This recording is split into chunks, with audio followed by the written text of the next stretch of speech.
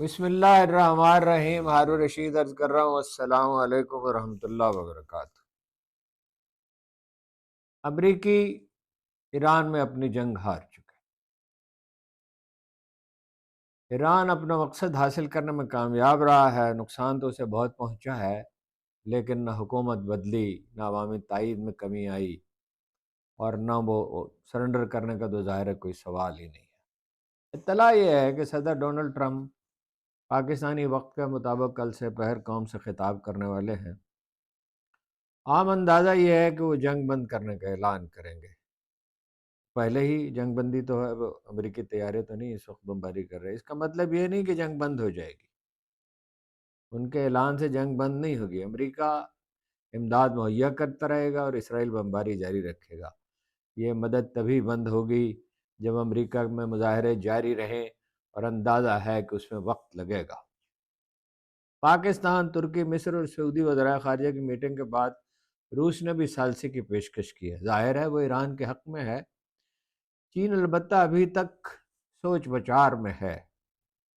چینی غالباً صدر ٹرمپ کے اعلان کا انتظار کریں گے۔ اسحاق ڈار کا دورہ چین کے بعد جاری ہونے والا اعلامیہ محض اصولی نکات پر مشتمل ہے، اس میں کوئی وعدہ نہیں کیا گیا۔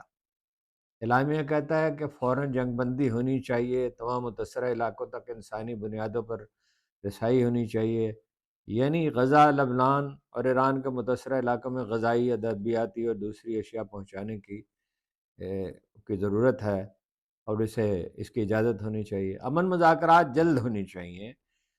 ایران اور خلیجی ریاستوں کی خود مختاری کا احترام کیا جانا چاہیے۔ طاقت کے بجائے عالمی قوانین کو ملحوظ رکھا جائے۔ بین الاقوامی قانون کے مطابق شہریوں اور غیر عسکری تنصیبات کا تحفظ کیا جائے، یعنی ایران کی یونیورسٹیوں، سٹیل ملز اور تیل صاف کرنے اور سمندر سے پانی صاف کرنے کے نظام پر حملے نہ کیے جائیں۔ ظاہر ہے پھر ایران بھی جوابی کارروائی نہیں کرے گا۔ ایران نے یونیورسٹیوں پر حملے کی دھمکی دی، لیکن پانی صاف کرنے کے نظام کو کبھی کسی عرب ملک میں نشانہ نہیں بنایا۔ چوتھا نقطہ یہ ہے کہ بحری راستوں بالخصوص آبنائے ہرمز کی حفاظت کو ملحوظ رکھا جائے، اقوام متحدہ کے نظام کو مضبوط بنایا جائے اور اقوام متحدہ کے چارٹر پر مبنی فریم ورک پہ کام کیا جائے۔ یہ ایران کے حق میں ہے، اور یہ وزرائے خارجہ کے انداز فکر سے قدر مختلف اور کئی قدم آگے ہے۔ چین ایران کا حلیف ہے۔ بیجنگ نے تہران میں $400 بلین کی سرمایہ کاری کا تہران سے $400 بلین کی سرمایہ کاری کا پیمان کر رکھا ہے۔ وہ ایرانی تیل کا سب سے بڑا خریدار ہے، اور پاکستان کی طرح اسے بھی، بلکہ اس سے بھی زیادہ، اپنے تیل سے بھرے جہاز آبنائے ہرمز سے گزرنے کی کھلی اجازت ہے۔ کھلی آزادی ہے، اجازت کیا ہے؟ جیسا کہ پہلے عرض کیا تھا، چین اس معاملے میں سلامتی کونسل کو شامل کرنا چاہے گا، جہاں روس اس کا مددگار ہوگا۔ دوسرے دو مستقل ارکان فرانس اور برطانیہ کے بارے میں کچھ کہنا مشکل ہے، لیکن اسپین کی طرح انہوں نے بھی آبنائے ہرمز کے لیے امریکہ کی مدد کرنے سے انکار کر دیا۔ برطانوی وزیر اعظم نے اعلان کیا کہ ان کے نزدیک اپنے قومی مفادات اہم ہیں، امریکہ کے نہیں۔ تازہ ترین اضافہ اٹلی کا ہے، جس نے سسلی جزیرے میں امریکہ کو اڈے فراہم کرنے سے انکار کر دیا۔ بائی دی وے، یہاں 6 ماہ تک عربوں کی حکومت رہی ہے، اور اس کے اثرات ہیں اس کے کلچر پہ۔ پراوین سوانی کے مطابق امریکہ کا دفاعی بجٹ دراصل اس سے زیادہ ہے جتنا کہ ظاہر کیا جاتا ہے۔ دنیا بھر میں ان کے 800 اڈے ہیں۔ 15 تو اس میں 15، 16 یا 17 تو اسی میں ہیں، عالم عرب میں۔ امریکہ ناکام کیوں رہا؟ لیبیا، عراق، شام میں تباہی پھیلانے کے بعد ان کا اعتماد بہت بڑھ گیا تھا، اور ان کے انداز فکر میں ایک جمود پیدا ہو گیا۔ چند بہترین تجزیہ کاروں میں سے ایک پراوین سوانی کے مطابق امریکی حکمت عملی ہی بنیادی طور پر ناقص ہے۔ وہ جنگ کے قدیم تصورات کا حامل ہے۔ پاکستان اور بھارت کی مئی 2025 کی جنگ کے بعد یہ واضح ہو چکا تھا کہ لڑائی کا انداز اب بدل چکا۔ برتری اسے حاصل ہوگی جس کے پاس دشمن کے بارے میں تازہ ترین معلومات ہوں گی، ہمہ وقت تمام معلومات، اسی وقت۔ خلا میں چین کو برتری حاصل ہے، اس کا بیڈو سیارہ امریکی اور یورپی سیاروں سے بہتر سمجھا جاتا ہے۔ پاکستان کو بر وقت معلومات ملتی رہیں، جس کے نتیجے میں اس نے 7 بھارتی طیارے تباہ کر دیے، اگرچہ اس میں ہمارے پائلٹ حضرات کا کمال بھی تھا۔ بعض بھارتی شہروں کی بجلی بند کر دی گئی۔ یہی سہولت ایران کو حاصل ہے۔ ایران کی جنگی حکمت عملی بعض اعتبار سے پاکستان سے قدر مختلف ہے اور بعض لحاظ سے اس سے بہتر بھی۔ آبنائے ہرمز کی وجہ سے اس کی تصویراتی اہمیت بھی زیادہ ہے۔ پاکستان دنیا کو تیل کی فراہمی نہیں روک سکتا تھا، ایرانیوں نے روک رکھی ہے۔ فضائیہ اور بحریہ کے بجائے انہوں نے اپنا سرمایہ ڈرونز اور میزائل بنانے پر صرف کیا۔ 2013 میں جب میں ایران گیا تو پتہ چلا کہ آئسولیشن میں انہیں بعض فائدے بھی پہنچائے ہیں۔ پابندیاں جو لگیں، مثلا انہوں نے کینسر کی بعض ادویات بنائی تھی جو ہمیں دکھائی گئیں، اور اس کی قیمت اسی طرح کی جو دوا تھی عالمی مارکیٹ میں اس سے 1/3 تھی، یعنی کوئی 30-35% جتنے قیمت۔ نینو ٹیکنالوجی میں وہ عالم اسلام کے کسی بھی ملک سے آگے ہیں۔ یہ میزائل ایسے ہیں جو انہوں نے میزائل بنائے، ایرانی میزائل، خاص طور پہ فتح 2، جسے روکا نہیں جا سکتا ایران کو، اس لیے کہ وہ اپنی سمت بدل سکتا ہے۔ ایران کو بے پناہ تباہی سے دوچار ہونا پڑا اور تعمیر نو کے لیے اسے طویل عرصہ درکار ہوا، لیکن امریکہ کے عرب حلیفوں اور اسرائیل کو بھی کم نقصان نہیں پہنچا ہے۔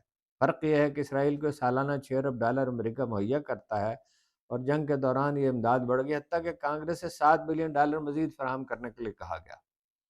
امریکہ اسرائیل کو اسلحہ فراہم کرتا رہے گا، لیکن اسلحہ ایران کو بھی ملتا رہے گا، اسرائیل کو مفت، ایران کو نقد یا تاخیر سے ادائیگی پر۔ امریکہ اگر جنگی کارروائیاں ختم کر دیتا ہے تو عملاً یہ بعض ایرانی شرائط قبول کرنے کے مترادف ہوگا، اس لیے کہ پھر آبنائے ہرمز کھولنے کے لیے امریکہ میدان میں نہیں آئے گا۔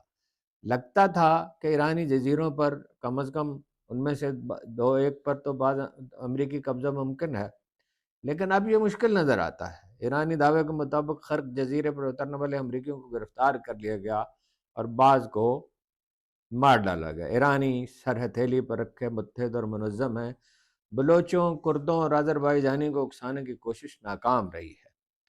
آبنائے حرمت پر کنٹرول برقرار رکھنے کے معاملے پر ایرانی یکسو ہیں، البتہ ایک تبدیلی ان کے موقف میں آئی ہے جو بڑی حیران کن ہے کہ اب وہ اس آبنائے کو ایران اور عمان کے مشترکہ ملکیت قرار دیتے ہیں۔ یہ اعلان الجزیرہ ٹی وی کو انٹرویو دیتے ہوئے وزیر خارجہ عباس عراقچی نے کیا۔ عمان کی شرکت کا مطلب یہ ہے کہ عرب ممالک کو آبنائے حرمز کے استعمال کی اجازت دی جا سکتی ہے۔ ظاہر ہے عمان اس پہ اصرار کرے گا۔ ظاہر ہے کہ اس کے بدلے میں ایران امریکی اڈے بند کرنے کا مطالبہ کرے گا۔ یہ اڈے پہلے ہی اجڑ چکے امریکی ہوٹلوں میں مقیم ہیں،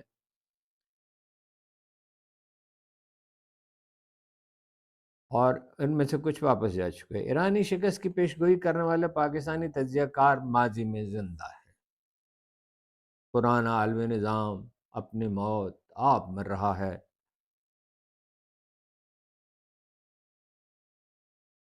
جو شاخ نازک پہ آشیانہ بنے گا، جو اقبال کا مشہور شعر ہے، تمہاری تہذیب اپنے خنجر سے آپ ہی خودکشی کرے گی، جو شاخ نازک پہ آشیانہ بنے گا ناپا۔ شاخ نازک کیا ہے؟ ایک غیر فطری نظام، انسانوں کو محکوم اور غلام بنانے کی کوشش۔ دنیا میں اب ایک، یہ بات انہوں نے اس وقت کہی تھی جب کہ اس نے روڈیارڈ کپلنگ نے کہا تھا، نوبل پرائز ونر نے، کہ یہ وائٹ مینز برڈن ہے، ہمارا فرض ہے کہ ہم دنیا کو تہذیب سکھائیں۔ اور اقبال نے یہ کہا، اس وقت یہ بھی کہا، دنیا کو ہے پھر مار کے روح و بدن پیش، تہذیب نے پھر اپنے درندوں کو ابھارا۔ دنیا میں اب ایک نہیں کئی عالمی طاقتیں ہیں، صرف امریکہ نہیں، چین بعض اعتبار سے اس سے بھی آگے ہے۔ اس کے پاس فالتو سرمایہ ہے، دنیا کے 180 ممالک میں سے 139 کے ساتھ اس کا کاروباری حجم امریکیوں سے زیادہ ہے۔ امریکہ سے اس کی آبادی 4.5 گنا ہے، سخت جان اور محنت مشقت کے عادی۔ چینی حکومت کی پالیسی اگر غلط بھی ہو تو اس کے خلاف مظاہرے نہیں ہو سکتے۔ وہ حلیف ممالک کی داخلی سیاست میں مداخلت نہیں کرتا۔ نیا عالمی نظام اب چینی اور روسی شرکت کے ساتھ ہی ممکن ہے۔ کسی بھی بڑے عالمی بحران میں چین کو نظر انداز کرنا مشکل نہیں، ناممکن ہے۔ 1.5 ماہ بعد صدر ڈونلڈ ٹرمپ چین جائیں گے تو قیمتی دھاتوں کے لیے درخواست گزار ہوں گے۔ چین اور امریکہ اب ایک دوسرے پر منحصر ہیں، وہ ایک دوسرے سے تجارت بند نہیں کر سکتے، حتیٰ کہ بھارت بھی چین سے لین دین ختم نہیں کر سکتا، اس لیے کہ بھارتی فیکٹریوں کو پیداوار جاری رکھنے اور بڑھانے کے لیے چینی مشینوں کی ضرورت ہے۔ 9-10 ماہ پہلے جب بھارت میں چینی مصنوعات کا بائیکاٹ کرنے کی اپیل کی گئی تو ایک ایسا ہی پیغام وصول کرنے والے شہری نے دوسرے کو جواب میں لکھا، کیا تم نے اپنا پیغام چینی موبائل کے ذریعے نہیں بھیجا؟ بھارت کی پوزیشن کمزور ہے اور اس کی بحالی کا کوئی امکان نہیں، اس لیے کہ وہ اسرائیل کے ساتھ کھڑا ہو گیا۔ عرب عوام میں اس کے خلاف رد عمل ابھرے گا، اور ایران میں بھی۔ پاکستانی تجزیہ کاروں نے سعودی عرب، ترکیہ، مصر اور پاکستان کے وزرائے خارجہ کے اجلاس کو اہمیت نہیں دی جیسی کہ دی جانی چاہیے، لیکن بھارت میں اس پر صفحہ ماتم برپا ہے۔ چیختے چلاتے بھارتی مبصرین، لیڈر، اخبار نویس اور تجزیہ کار کہتے ہیں پاکستان کی اہمیت تو بہت بڑھ گئی، وہ ایک ثالث کا کردار ادا کر رہا ہے، بھارت کو کوئی پوچھتا ہی نہیں۔ بھارتی وزیر خارجہ کے اس بیان پر کہ پاکستان دلال کا کردار ادا کر رہا ہے، یہ سوال اٹھایا جا رہا ہے کہ جب وزیر اعظم نریندر مودی نے یوکرین روس جنگ میں ثالثی کی پیشکش کی تو کیا یہ بھی دلالی نہیں تھی؟ نریندر مودی کا ایک کے بعد دوسرا سکینڈل سامنے آ رہا ہے، اسے ایپسٹین سے تشبیہ دی جا رہی ہے۔ بی جے پی کے ایسے لیڈر اس مہم میں شریک ہیں جو پارٹی میں متحرک نہیں لیکن مودی سے نفرت کرتے ہیں۔ امریکہ کی داخلی مشکلات بڑھ گئی ہیں، ڈونلڈ ٹرمپ کے خلاف مظاہرے جاری نہیں لیکن پھر سے شروع ہو سکتے ہیں۔ ظاہر ہے جلسے جلوس ہر روز تو ہوتے نہیں، اس کے لیے تیاری کرنی پڑتی ہے، لیکن اب یورپ میں بڑے مظاہرے ہوں گے، اس کا امکان ظاہر کیا جا رہا ہے۔ ظاہر ہے اس کے لیے تیاری کرنا ہوتی ہے۔ جرمنی سے امریکی فوج نکل جائے گی، نہ صرف حکومت بلکہ حزب اختلاف بھی اس کے لیے تیار ہے، اور امریکی بھی۔ متبادل پولینڈ تھا اور وہ اس کے لیے تیار بھی تھا، اس لیے کہ روس سے انہیں خطرہ رہتا ہے۔ پولینڈ مشرقی یورپ کا پہلا ملک تھا جس نے روسی غلبے کے خلاف بغاوت کی، اور یہ 1969 کی بات ہے، باقیوں سے ربع صدی پہلے، لیکن اس کا تعاون محدود ہوگا، اور انہوں نے اپنا میزائل شکن نظام پیٹریاٹ یعنی پولینڈ نے اپنا میزائل شکن نظام پیٹریاٹ اسرائیل منتقل کرنے سے انکار کر دیا، اور امریکی فرمائش قبول کرنے سے پر آمادہ نہیں۔ چند دن پاکستان میں تیل کے چند دن کے ذخائر باقی ہیں، بعض اطلاعات ہیں 26-27 دن کے بعد ہیں 11-12 دن۔ تیل کی قیمت بڑھے گی، یہ نوشتہ دیوار ہے۔ تھوڑی سی بجلی کی قیمت بھی بڑھے گی، گیس کی قیمت بڑھا دی گئی ہے، اور تھوڑی نہیں 20-22%۔ مہنگائی کی ایک نئی لہر اٹھے گی، پہلے ہی گیس کے سلنڈر بلیک مارکیٹ میں بک رہے ہیں، بے روزگاری بڑھ رہی ہے، مہنگائی اور بے یقینی بھی۔ بے یقینی کی وجہ سے معیشت خطرات سے دوچار تھی ہی، اس کے سب سے بڑا مظہر بازار حصص کی ہولناک مندی ہے، لیکن مواقع بھی اس سے بہت پیدا ہوئے۔ پچھلے 4 ہفتوں میں اس سے زیادہ جہاز کراچی بندرگاہ پہ بحری جہاز لنگر انداز ہوئے ہیں جتنے پچھلے 1 سال میں ہوئے تھے، اس سے زیادہ لنگر انداز ہوئے ہیں 4 ہفتوں میں جتنے 1 سال میں ہوئے تھے کراچی اور بن قاسم بندرگاہوں میں۔ ظاہر ہے کہ وہ ادائیگی کرتے ہیں، ظاہر ہے انہیں اشیاء خورونوش کی ضرورت ہوتی ہے، ظاہر ہے کہ انتظار کے دنوں میں ان کے عملے کا ایک حصہ ہوٹلوں میں ٹھہرتا اور سرمایہ خرچ کرتا ہے۔ گوادر میں بھی کچھ جہاز لنگر انداز ہوتے، لیکن وہاں تو امن و امان کی صورتحال اچھی نہیں۔ اگر گوادر میں پانی میسر ہوتا، پروازیں جاری ہوتی اور امن و امان قائم ہوتا تو صورتحال اور بھی بہتر ہوتی، بہت بہتر ہوتی۔ نہایت آسانی سے، نہایت خوشی سے چینی گوادر کے سمندر سے صاف پانی شہر کو فراہم کر سکتے، چھوٹے سے شہر کی سڑکیں بہتر بنائی جا سکتی ہیں، دوسری سہولتیں بھی فراہم کی جا سکتی ہیں، لیکن اس کا فائدہ چین کو پہنچے گا، اور فی الحال ہمیں اس سے کوئی دلچسپی نہیں۔ چینی انتظار کریں گے، وہ جانتے ہیں کہ ایک دن پاکستان کو اپنی پالیسی پر نظر ثانی کرنا ہوگی۔ گوادر کی انہیں ضرورت ہے، لیکن ان میں تحمل بہت ہے۔ گوادر کے راستے چین تک پٹرول اور ڈیزل کی رسائی کا مطلب یہ ہے کہ اخراجات میں 90% کمی ہو جائے، ترسیل کے اخراجات میں۔ چینی جب کوئی ترقیاتی منصوبہ بناتے ہیں، جیسا کہ انہوں نے پاکستان تک متصل چینی علاقوں میں بنا رکھا ہے، تو جلد از جلد اس کی تکمیل چاہتے ہیں، لیکن وہ رکاوٹ پڑے تو صبر کا مظاہرہ کرتے ہیں۔ ہمارا مسئلہ وقتی مصلحتیں ہیں، اور اس پر ہماری پالیسیاں تشکیل پاتی ہیں۔ ہماری حکومت کو امریکی تائید کی فکر لاحق ہے، اس لیے کہ یہ ایک جعلی حکومت ہے۔ عمران خان سے خوفزدہ، جس کے ساتھ ملاقاتوں پر پابندی ہے، خاندان کے افراد اور وکیل ان سے مل نہیں سکتے، جعلی مقدمات جاری رہیں گے، نشاندہی کرنے والوں پر بھی۔ ایک خوفناک انکشاف یہ ہوا ہے کہ مبینہ طور پر محترمہ مریم نواز کے مد مقابل میر شرافت کھوکھر سے الیکشن سے دستبردار ہونے کے لیے 1 کروڑ روپے کی پیشکش کی گئی تھی۔ جو انہوں نے قبول کرنے سے انکار کر دیا تھا۔ الیکشن کے بعد یہ پیشکش برقرار رہی۔ مبینہ طور پر ان سے کہا گیا کہ وہ انتخابی دھاندلی کی شکایت نہ کریں، لیکن انہوں نے الیکشن کمیشن سے شکایت تو کی، تب بھی پیشکش برقرار رہی کہ وہ اپنی شکایت واپس لے لیں۔ کہا جاتا ہے کہ ایک مرحلے پر وہ آمادہ بھی ہو گئے، لیکن روپے کے عوض نہیں۔ ان کا مطالبہ یہ تھا کہ 9 مئی کے سلسلے میں گرفتار کرنے والے افراد رہا کر دیے جائیں تو اپنی درخواست وہ واپس لے لیں گے اور خاموش ہو جائیں گے۔ دوسری شرط زیادہ کڑی تھی، یہ کہ وہ عمران خان سے ملاقات کر کے انہیں اس کی اطلاع دیں گے۔ عمران خان کو یہ نہیں کہا جاتا ہے کہ جو صاحب ان کے ساتھ رابطے میں تھے، اس کے بعد انہوں نے چپ ساتھ لی۔ پی ٹی آئی میں ایک طرف احتجاج کی تیاریاں جاری ہیں، عمران خان کی رہائی کے لیے احتجاج کی تیاریاں جاری ہیں، دوسری طرف اور مظاہرین کی فہرستیں بنائی جا رہی ہیں۔ جب ان رضاکاروں کی تعداد 1 لاکھ ہو جائے گی اور وہ حلف اٹھا لیں گے تو تحریک کا آغاز کر دیا جائے گا، یہ اعلان کیا گیا۔ اب یہ تعداد 10,000 ہے چند دن میں، اور مسلسل بڑھ رہی ہے۔ دوسری طرف پارٹی میں ہم آہنگی کا فقدان ہے، اور محمود اچکزئی ایسے کسی اقدام کے حق میں نہیں جس میں انسانی زندگیاں خطرے میں پڑیں، چنانچہ ان کے خلاف چیمہ گوئیاں جاری ہیں۔ کب تک؟ آخر کب تک؟ تازہ ترین سروے کے مطابق 82% پاکستانی ایران سے ہمدردی رکھتے ہیں۔ یہ 1946 میں تحریک پاکستان کے حق میں ڈالے گئے ووٹوں سے 7.5% زیادہ ہیں۔ وہی مکاتب فکر اس میں پیش ہیں جو تحریک پاکستان میں تھے۔ پاکستان کے لیے ایک تو خواندگی تحریک چلائی گئی، اس کے لیے کسی تحریک کی ضرورت نہیں پڑی۔ پاکستانی عوام اربوں سے زیادہ اسرائیل کے خلاف ہے، یہ قومی اتفاق رائے ہے۔ ایران کے ساتھ پاکستان کی تجارت جاری ہے، حکمرانوں میں ہمت اور سوجھ بوجھ ہوتی تو ایرانی گیس اور تیل خریدنے کے لیے امریکی حکومت کو مائل کرنے کی کوشش تو کرتے، کوئی تدابیر تو اختیار کرتے، لابنگ کرتے، مگر یہ ڈرے سہمے ہوئے لوگ ہیں۔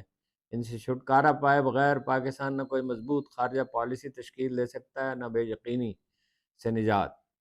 پاکستانی سرمایہ کاروں کو مائل کرنے کی، بیرون ملک مقیم پاکستانیوں کو سرمایہ کاری کے لیے مائل کرنے کی منصوبہ بندی کی جا رہی ہے، لیکن نئے منصوبے بنانے کے بچگانہ ارادے بھی موجود ہیں۔ نئے صوبے بننے چاہیے، لیکن ہر چیز کا ایک موضوع، وقت اور طریقہ کار ہوتا ہے۔ 80% آبادی کو ناراض کر کے محض طاقت کے بل پر کوئی مقصد حاصل نہیں کیا جا سکتا۔ تاریخ امم کا یہ پیام ازلی ہے، صاحب نظراں نشہ قوت ہے خطرناک۔ امریکی حکومت بالآخر منہ کے بل گرے گی۔ دنیا بھر میں سیاست و تاریخ کا فہم رکھنے والے سبھی لوگ اس پر متفق ہیں، گرتے گرتے یہ آہنی عمارت گر جائے گی۔ برطانیہ، روس اور فرانس ایسی عالمی قوتوں کی طرح سمٹ جائے گی۔ ازل سے ایسا ہی ہوتا ہے اور ابد تک ایسا ہی ہوتا رہے گا۔ یہی پاکستان میں ہوگا۔ آنکھ کی خرابی اپنی جگہ، عمران خان صحت مند ہے۔ جب بھی مصالحت ان سے ہوئی اور آخرکار ہو کر رہے گی تو امام خمینی جیسا ان کا استقبال ہوگا، اور حکومتی ڈھانچہ تاش کے پتوں سے بنے گھر کی طرح گر جائے گا۔ خدا نخواستہ عمران خان بروئے کار نہ آ سکے تو تحریک انصاف کسی دوسرے کی قیادت میں بروئے کار آئے گی جسے وہ نامزد کریں یا جس پر ان کے حامی متفق ہو جائیں۔ نسیم شاہ کو 2 کروڑ روپے جرمانہ کیا گیا ہے۔ اس پہ نامقبولیت کی ایک نئی لہر اٹھی ہے۔ کرکٹ کے معاملات سے پاکستانی قوم کو بہت دلچسپی ہے۔ جب اس نے اپنی غلطی تسلیم کر لی اور یہ کہا کہ میرے مینیجر نے ایسا کیا، میں نے نہیں کیا، پھر بھی میں معافی مانگتا ہوں، تو 2 کروڑ روپے جرمانے کی بجائے بہت سادہ اور آسان راستہ یہ تھا کہ محترمہ یہ کہتے ہیں کہ اس نوجوان نے ٹھیک نہیں کیا، اور ٹھیک تو نہیں کیا تھا ظاہر ہے، تو لیکن یہ بچہ ہے، نوجوان ہے، اس کے مستقبل کا سوال ہے، میں اسے معاف کرتی ہوں، تو ان کے لیے تائید پیدا ہوتی۔ لیکن یہ اخلاقی احساس تو ان میں نہیں ہے، یہ عالی ظرفی تو ان میں ہے نہیں۔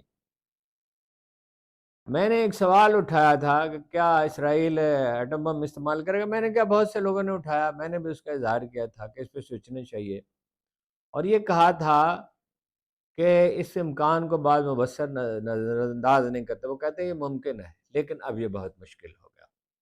وکٹر گاؤ نے، جو چینی حکومت کا حصہ نہیں ہے لیکن حکومت ہی کی زبان بولتے ہیں، یہ کہا ہے اگر اسرائیل نے ایسا کیا تو یہ اس کی اپنی تباہی کا باعث ہوگا، اور ظاہر ہے کہ یہی بات جو ہے وہ صدر پیوٹن کہہ چکے ہیں۔ اور یوکرین میں اسے کیسے روکیں گے ایسا کرنے سے؟ اگر اسرائیل ایٹم بم استعمال کرے گا، جس کا 73 کی جنگ میں اس نے ارادہ کیا تھا اور اس پر امریکیوں کو بلیک میل کیا تھا، تو آپ تو اس کے جواز فراہم کر دیں گے۔